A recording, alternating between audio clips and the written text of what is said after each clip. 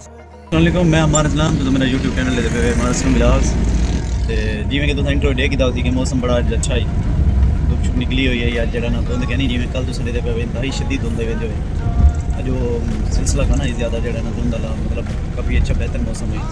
तो मैं जरा ना हुण ऑफिस वास्ते निकल चुका तो मैं नाश्ता चाह की नाश्ते दे थोड़ा सालन है तो मैं अभी नाल छोले भी आपको लेना नाल थोड़ा जो के छोले की नाश्ते वास्ते जो मैं दफ्तर वास्ते जो भाई नवीन मेरे चैनल सबसक्राइब करके कमेंट्स किए करो वीडियो के बारे दसिया करो मैं जरूर कि मैं अजकल वीडियो मेरी किमें तब लगता है किमें वीडियो आती पई है कोई में चेंजिंग है या कहीं नहीं कुछ मेरे बोलन के अंदाज क्योंकि मैं नवा मेरे ज़्यादा चुनाव नहीं आता थोड़ा जहाँ झगी भाई थोड़ी जी हूँ इस तरह बेहतर थी आना हम तुसें दसे वीडियो कड़ी किमें होंगी है इसकी एडिटिंग किमें होंगी है थोड़ा जहाँ चेंजिंग या तो कोई नवी चीज़ क्या खाई बने थोड़ा जो दसे तो या तुसें ये चीज़ तो बहुत नहीं थी चुके जो मैं बार बार एक ही दफ्तर आवन वन ये वो कोई नवी चीज़ नहीं कर सकता मेरे को थोड़ा ये भी लाजम दसे तो मेहरबानी जुमा तो मुबारक नहीं है अज तमाम मुसलमानों वास्ते जो ना ईद मुबारक दा होवे इंशाअल्लाह जुड़े रहो मेरे ब्लॉग के नाल गिन ही ना पोए ज़्यादा बस में हो गए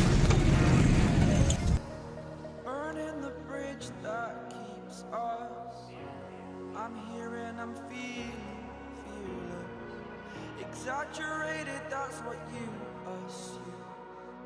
The story's over now, I must conclude. I am conflicted. Abu बंदे जफ़र सफारी साहब को लेना बिन गेट दफ्तर से ही पहुँचे हैं इसमें हाज़री पहले हाज़री ला के वाले जी जनाब वेलकम बैक। जैसे कि आपको पता चल गया होगा कि अब हम ऑफिस से छुट्टी हो चुकी है। इस टाइम आप चेहरा मुबारक देखते हैं गोश्त साहब का।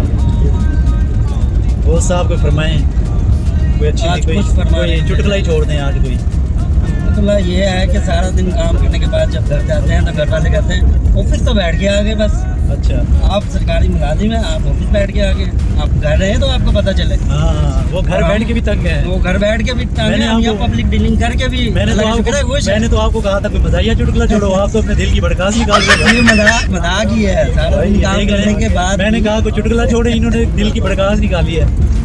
इनकी बेगम देखती है ना फिर ये उसको दिखाएगा, जिसको भी तो पता चले काम कर। कैंपेन की तैयारी है, गाड़ियाँ तैयार खड़ी हैं बने। अपडेट ये है कि आगे एक हमारा दोस्त है मिलने वाला, उसको मैंने मिलना है।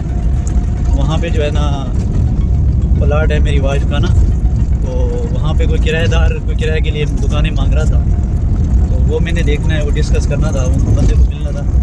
फिर देखते हैं कोई किराए के हवाले से उनको अपडेट देनी थी। आपको वो प्लाट का विजिट भी कराऊँगा, दिखाऊँगा, दोस्त है उसको मिलना है। फिर उसके बाद घर जाएंगे।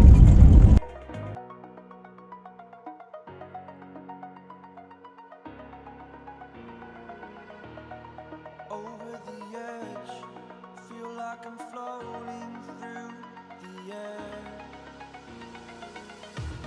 The pain I felt is pain. ये हैं सारे दोस्त जड़ा ना नाल ही था कि मेरी मिसे दा प्लाट है, नाल ही ना प्लाट है कि जड़ा ना जो सुल्टेंटर से भाई इन सारे उन्होंने मिलते खड़ा से मुलाकात करते खड़ा से। हम चलते पे घर, गड्डी दा पेट्रोल आया होता है, गड्डी दा पेट्रोल को मैंने कैमरामैन की ये मेरा कैमरामैन है, ये देख लें कैमरामैन।